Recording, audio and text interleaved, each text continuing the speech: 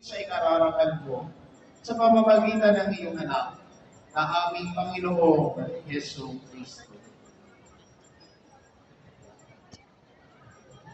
Sa pamamagitan ni Kristo, kasama niya at sa Kanya, ang lahat ng parangal at papuri ay sa iyo, Diyos amang makapangyarihan, kasama ng Espiritu Santo, magpa sa walang hanggan. Amen. Amen.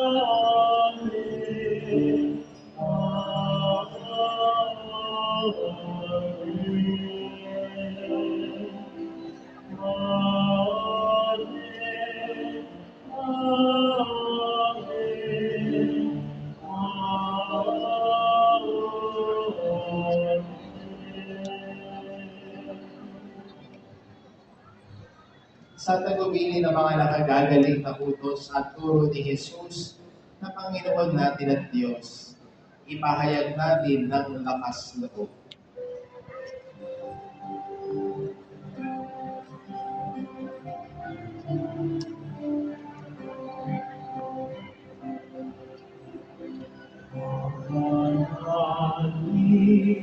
Sumasalang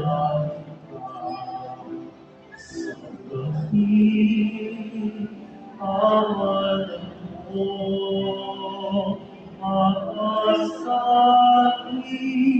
ang kaharian mo, sundin ang loob mo, ito sa lupa, para sa langit.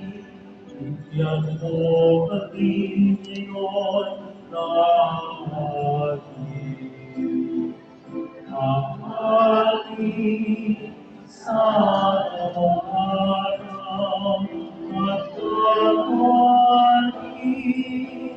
mo kami sa limang masarap pagkakatabi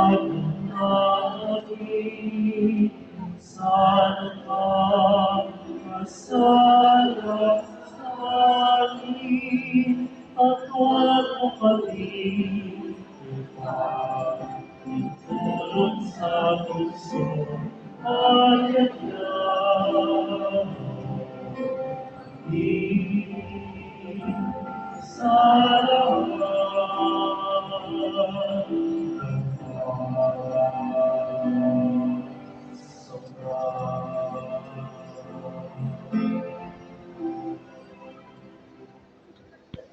Inihiling namin na biyadyan sa lahat ng masama, pagkalooban ng kapayapaan araw-araw, iligtas sa kasalanan, at ilayo sa lahat ng kapahamakan.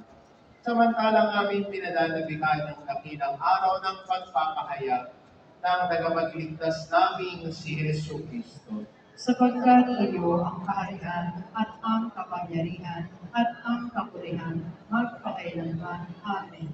Panginoong Kristo, sinabi mo sa iyong mga apostol, kapayapaan ang iniiwan ko sa inyo, ang aking kapayapaan ang ibinibigay ko sa inyo. Tungayan mo ang aming pananampalataya at huwag ang aming pagkakasala. Pagkalooban mo kami ng kapayapaan at pagkakaisa, ayon sa iyong kalooban, kasama ng Espiritu Santo magpa sa walang hanggan. Amen. Ang kapayapaan ng Panginoon ay laging sumainyo. At sumaiyo rin. Magbigayan kayo ng kapayapaan sa isa't isa.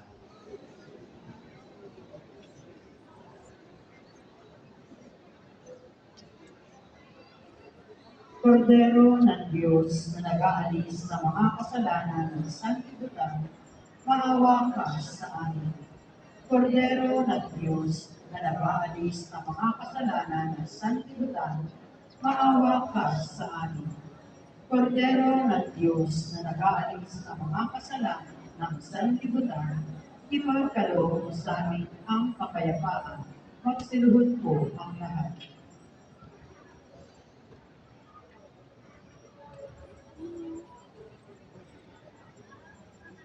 Ito, Kordero ng Diyos, ito nag-aalis ng kasalanan ng sanlibutan. Mapalad ang mga inaanyayahan sa kanyang pinig. Panginoon, hindi ako karapat-dapat na magpatuloy sa iyo. Ngunit sa isang salita lang ay gagaling na ako.